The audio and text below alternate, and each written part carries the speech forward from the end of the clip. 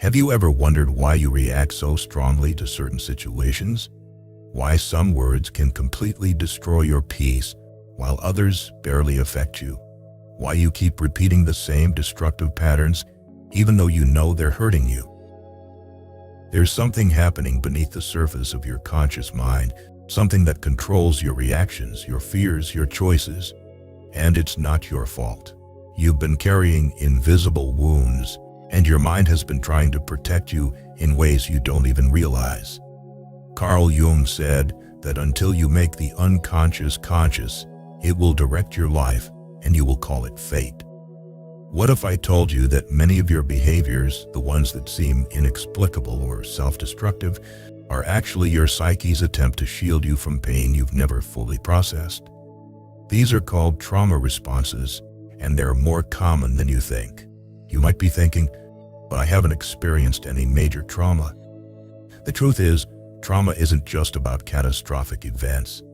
It's about any experience that overwhelmed your ability to cope, that left you feeling helpless, abandoned, or unsafe. And your mind, in its infinite wisdom, created strategies to ensure you'd never feel that vulnerable again. But these same strategies that once protected you might now be the very things keeping you trapped. Today, we're going to explore 7 hidden trauma responses that might be running your life without you knowing it. This isn't about blame or shame. It's about understanding. Because when you understand the language your unconscious mind speaks, you can finally begin to heal those parts of yourself that are still bleeding in the dark. If you've ever felt like you're fighting an invisible enemy, if you've wondered why change feels so impossible, if you're tired of being controlled by reactions you can't explain, this is for you. Let's dive deep into the hidden territories of your mind and discover what's really going on beneath the surface. The first trauma response is chronic avoidance and forgetting. You know that feeling when you have something important to do, but you keep putting it off? Or when you make promises to yourself and then mysteriously forget about them? This isn't laziness or lack of discipline. This is your mind protecting you from potential pain. Freud discovered that the memory has an aversion to remembering anything connected with unpleasant experiences. Your psyche has learned that certain thoughts, situations, or conversations might lead to discomfort, so it creates a protective barrier. You forget projects you've planned, promises you've made, even conversations that might bring up difficult emotions. Maybe you avoid checking your bank account when money is tight. Maybe you postpone difficult conversations until they become explosive. Maybe you find yourself scrolling through your phone instead of facing that task you know you need to complete. This isn't procrastination. This is your mind's way of saying, remember the last time something like this caused you pain. Let's just stay away from it. The problem is that while avoidance protects you from immediate discomfort, it also keeps you stuck. You can't heal what you won't face. You can't change what you won't acknowledge. And over time, this pattern of avoidance becomes a prison where you're safe, but never truly free. The second response is repetitive self-sabotage. Have you ever noticed how you can be doing well in life, and then suddenly you do something that destroys your progress? You're in a healthy relationship and you pick a fight. You're succeeding at work and you make a careless mistake. You're getting your life together and you fall back into old destructive habits. This isn't bad luck. This isn't weakness. This is what psychoanalysis calls traumatic fixation. Your mind is stuck replaying the traumatic situation in various forms, as if it's an unmastered task that needs to be solved. But instead of solving it, you keep recreating it, hoping this time will be different. Maybe you learned early in life that good things don't last. Maybe you experienced abandonment when you were vulnerable. Maybe you were taught that you don't deserve happiness. So now, when things start going well, your unconscious mind panics and creates chaos to return to the familiar pattern of struggle.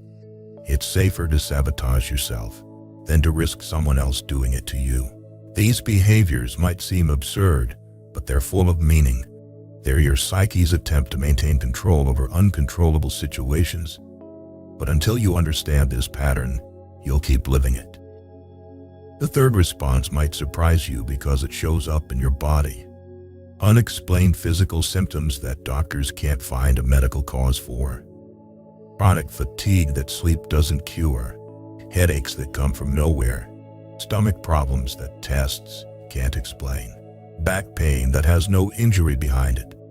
In psychoanalysis, these are called conversion symptoms. Your unconscious mind is converting emotional pain into physical symptoms.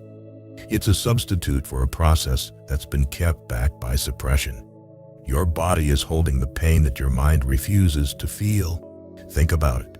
When you're stressed, your shoulders tense up. When you're anxious, your stomach knots. When you're sad, your chest feels heavy. Your body and mind are not separate. They're one system, and when emotional pain can't be processed consciously, it finds another way out through your physical form. This isn't fake or imaginary. The pain is real, but its source isn't physical, it's emotional. Your body is trying to tell you something your mind isn't ready to hear. It's storing the trauma until you're strong enough to face it. The fourth response is one that many people struggle with but few understand. Heightened anxiety, free-floating fear, or specific phobias that seem to come from nowhere. You feel anxious, but you can't pinpoint why. You're afraid of situations that aren't actually dangerous. You develop intense fears of things that never hurt you before. This neurotic fear often arises from the suppression of libido, your life force energy, and its transition to fear. When your natural desires and needs are consistently suppressed or rejected, that energy doesn't disappear. It transforms into anxiety, creating precautions and safety devices to protect you from perceived external dangers. Maybe you're afraid of public speaking because you were humiliated as a child. Maybe you're terrified of abandonment because someone important left you when you needed the most. Maybe you have social anxiety because you learned that being yourself wasn't safe or acceptable. Your mind is creating these fears to prevent you from being in situations where you might experience that original pain again. It's a flight response from your own life force, from your own desires and needs.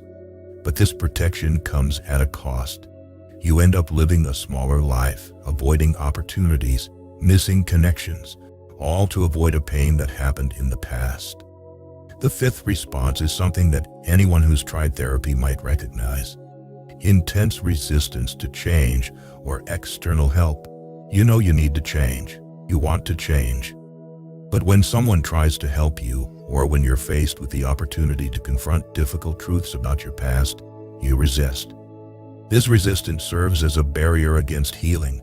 It's retained by powerful emotions, and the battle against it is hard. Your mind has spent years, maybe decades, building protective walls around your pain. These walls became part of your identity, part of how you survive in the world. When someone suggests you don't need these walls anymore, your unconscious mind panics. What if letting down your guard makes you vulnerable again? What if facing your pain destroys you? What if changing means losing the only version of yourself you know how to be? This resistance isn't stubbornness, it's terror. It's your psyche's way of saying, these defenses kept us alive. Don't ask us to give them up. But true healing can only begin when you're willing to face this resistance, to understand what it's protecting, and to slowly, gently dismantle the walls that no longer serve you. The sixth response might be the most misunderstood: emotional numbness or detachment. You feel disconnected from your emotions, from other people, from significant events in your life. You describe it as, nothing touches me, or it's all confused. People think you're cold or uncaring, but the truth is more complex. This is a profound form of suppression where your psychic system inhibits the liberation of pain from unpleasant reminiscences. Your mind learned that feeling too much was dangerous, so it shut down the emotional system altogether. It's a psychic flight from unpleasantness, a protective mechanism that keeps you safe, but also keeps you isolated. Maybe you learned early that your emotions were too much for others to handle. Maybe you were told to stop crying, stop being sensitive, stop caring so much. Maybe you experienced so much pain that your mind decided feeling nothing was better than feeling everything. This numbness isn't strength. It's not emotional maturity. It's your psyche's way of protecting you from a pain it believes you can't survive. But when you shut down pain, you also shut down joy. When you protect yourself from hurt, you also protect yourself from love. You become a ghost in your own life, present but not really there. The seventh and final response is one that plays out in your relationships. Recurring dysfunctional patterns where your current relationships mirror painful dynamics from your past. You find yourself dealing with partners who treat you the same way your parents did. You attract friends who abandon you just like someone important once did. You keep finding yourself in the same emotional situations, just with different people. This is what psychoanalysis calls transference. You continue to deal with current relationships through the lens of your symptoms and past experiences. It's a central problem because your suppressed impulses express themselves through these relationship patterns. You're not choosing these dynamics consciously. Your unconscious mind is drawn to what feels familiar, even if familiar means painful. You keep trying to heal old wounds through new relationships, but instead of healing, you keep recreating the same pain.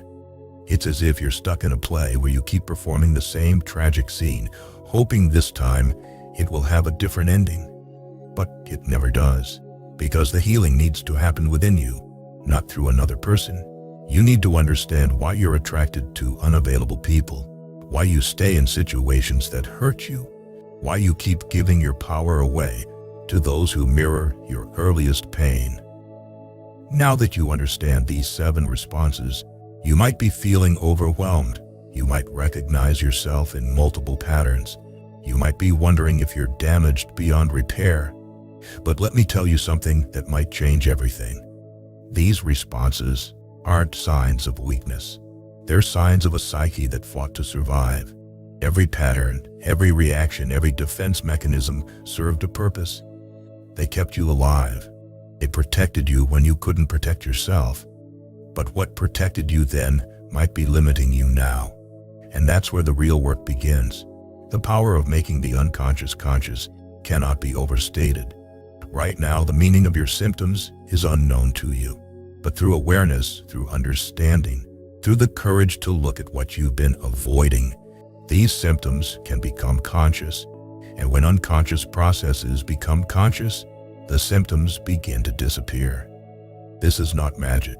This is psychology. This is the approach to healing that has helped millions of people reclaim their lives. It requires what Jung called psychic labors directed toward a definite end. It's not easy work, but it's the most important work you'll ever do. Think of neurosis not as a disease, but as a sort of ignorance, an inability to recognize psychological processes that you should know about. Healing involves overcoming this internal ignorance, understanding the forces that drive your behavior, and bringing them under conscious control. Your mind is not broken. It's protecting patterns that no longer serve you. Your nervous system isn't defective. It's responding to threats that no longer exist. Your emotional responses aren't crazy. They're trying to tell you something important about your inner world. The journey to wholeness begins with a recognition. Can you see yourself in these patterns? Can you feel compassion for the part of you that learned these responses? Can you understand that changing them doesn't mean betraying the part of you that fought so hard to survive? Cultivating inner change requires confronting what Jung called the balance of forces in your psychic life. Trauma disrupts this balance. Healing restores it. But restoration doesn't happen by avoiding your pain or trying to think your way out of emotional patterns. It happens by bringing unconscious processes under the domination of consciousness. This means feeling your feelings instead of avoiding them. It means understanding your triggers instead of being controlled by them. It means recognizing your patterns instead of unconsciously repeating them. It means embracing all of your experiences, even the painful ones, as part of your journey toward integration. True healing involves more than just symptom removal. It requires an inner change that allows you to integrate suppressed aspects of yourself. It's about moving toward what Jung called a harmonious personality, where all parts of you can coexist without conflict. But this integration doesn't happen overnight. It's a process that requires patience, compassion, and often professional support. Because navigating the deep territories of your psyche can be overwhelming when you try to do it alone. The journey to reclaim your narrative, to understand the meaning and purpose of your symptoms, is one of the most courageous paths you can take. It's not about becoming perfect. It's about becoming whole. It's about understanding that your reactions make sense, your patterns have purpose, and your pain has meaning. By recognizing these trauma responses, you're taking the first step toward freedom. You're beginning to see the invisible forces that have been shaping your life. You're starting to understand that you're not crazy, weak, or fundamentally flawed. You're a human being who learned to survive in the best way you knew how. The ongoing process of awareness is exactly that, ongoing. Even after initial breakthroughs, maintaining contact with your unconscious reactions is crucial. Dreams, body sensations, emotional responses, relationship patterns, all of these continue to provide information about your inner world. Healing isn't a destination, it's a way of traveling through life. Remember that seeking professional guidance is not a sign of weakness, it's a sign of wisdom. Navigating deep psychological terrain often requires the support of trained professionals who can help you process what you discover safely and effectively. Your trauma responses were adaptive. They helped you survive. But survival and living are not the same thing. Now it's time to learn how to thrive. It's time to move from unconscious reaction to conscious response. It's time to reclaim your power from the parts of your past that are still running your present. You are not destined to repeat these patterns forever. You are not stuck with the wounds that shaped you. You have the capacity to heal, to grow, to integrate, to become whole. The very fact that you're here, learning about these responses, shows that you're ready to begin this journey. The path forward isn't about erasing your past or pretending your pain didn't happen.